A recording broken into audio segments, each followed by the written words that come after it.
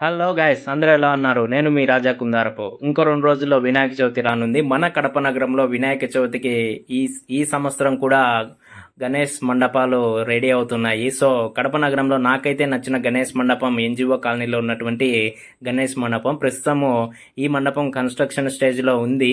So Vinayaka Chavithi కల్లా ఈ construction పూర్తవుతుంది. సో ఆల్రెడీ భారీ గణనాయకుడిని అయితే ఈ యొక్క మండపంలో పెట్టడం జరిగింది. సో వీడియో పూర్తిగా చివరి వరకు చూడండి. ఈ గణేష్ మండపం యొక్క కన్స్ట్రక్షన్ ఎలా జరుగుతుందో నేను ఈ వీడియోలో మీకు చూపిస్తాను.